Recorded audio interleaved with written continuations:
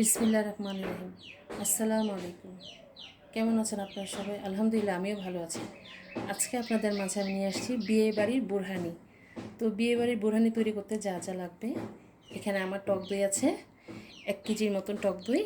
তো এরকম বাটি 1 কেজির, আপনারা চাইলে আধা কেজি নিতে পারেন, এর পরিমাণও বাড়িয়ে কমিয়ে নিতে পারেন। তো আমি এখানে 1 কেজি পরিমাণ টক দই নিয়ে নিয়েছি। আর লাগবে পুদিনা পাতা, আপনারা চাইলে ধনিয়া পাতার সাথে অ্যাড করতে পারেন। আমার কাছে পুদিনা পাতা ছিল, সেজন্য আমি পুদিনা পাতা দিয়ে করব। 2 টুকরো লেবু লাগবে ফ্লেভারের জন্য। আর 1 কেজি টক দই অনুযায়ী আমি আমার ঝাল পরিমাণ মতন দিব। তো আপনারা দই যদি বেশি হয় তাহলে বেশি মরিচ দিবেন, আবার যদি কম হয় তাহলে মরিচ বুঝে শুনে দিবেন। যেহেতু মরিচ তো এমনিতেই ঝাল, তো আমি বুঝে শুনে দিব। আর লাগবে 3 টেবিল চামচ চিনি, কালো গোলমরিচের গুঁড়ো আধা চা চামচ বিট লবণ, 1 চা চামচ লবণ, সাদা লবণ, ধনের গুঁড়ো এক এক টেবিল চামচ, আর লাগবে জিরার গুঁড়ো 1/2 টেবিল চামচ। এগুলো লাগবে, ঠিক আছে? তাহলে চলুন আমরা তৈরি করে নিই। তো আমরা চলে আসলাম। আপনারা চাইলে এই বোরহানিটা ব্লেন্ডারও তৈরি করতে পারেন, হ্যান্ড প্যাচুলার দিয়েও তৈরি করতে পারেন, অথবা ডাল ঘুটনি দিয়েও আপনারা তৈরি করে নিতে পারেন। তো আমি এখানে ব্লেন্ডার জগে নিয়ে নিচ্ছি। আর এখানে আমি এই পুদিনা পাতাগুলো দিয়ে দিব, এর মধ্যে সবগুলো দিয়ে দিব। বিসমিল্লাহ। আর লাগবে, আমি এখানে যেহেতু 1 কেজি পরিমাণ আমার টক দই, তো এখানে আমি 2টো কাঁচামরিচ দেবো। যেহেতু বাচ্চারা খাবে, অনেক ঝাল হয় এই মরিচগুলো, সেজন্য আমি এখানে 2টা ইউজ করব মরিচ। 2টো দিয়ে দিচ্ছি। আমি একটু মিষ্টি বেশি করে দিব। আর এখানে লেবু যেটা আছে, এটা আমরা চিপ দিয়ে দিয়ে দিচ্ছি।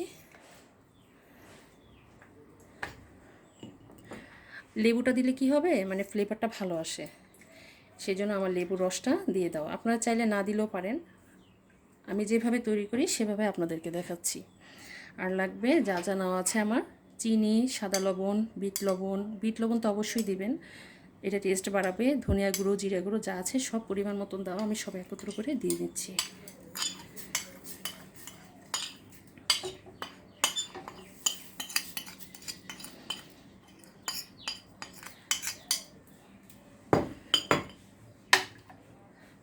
দই যদি ঘন হয়, আপনারা অবশ্যই পরিমাণ মতন দইয়ের পরিমাণ অনুযায়ী পানি অ্যাড করে নেবেন।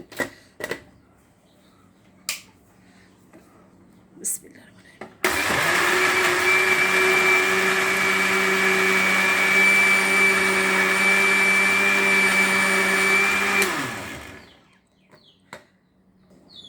তো আমাদের ব্লেন্ড করা হয়ে গিয়েছে, খুলে দেখি।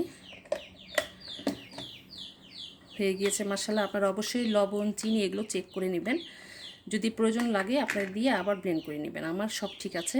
এখন চলুন আমরা পরিবেশনে চলে যাই। তৈরি হয়ে গেল আমাদের বিয়েবাড়ির বোরহানি। তো এই যে মাশাআল্লাহ, দেখতেও খুব সুন্দর হয়েছে, অনেক ঘন হয়েছে। আমি এটাকে পরিবেশনের জন্য সামান্য একটু পুদিনা পাতা উপরে দিয়ে দিয়েছি। তো আপনারা বাসায় অবশ্যই ট্রাই করবেন, এটা খেতে ভীষণ মজা। তো অবশ্যই আমার জন্য বেশি বেশি করে লাইক দিবেন এবং বেশি বেশি করে শেয়ার করে দিবেন, আর সাবস্ক্রাইব করতে একদমই ভুলবেন না। আর আমার জন্য দোয়া করবেন, আমি যেন আপনাদের মাঝে নতুন নতুন রান্না নিয়ে আসতে পারি। আপনারা যে যেখানে আছেন ভালো থাকেন, সুস্থ থাকেন। আল্লাহ হাফেজ।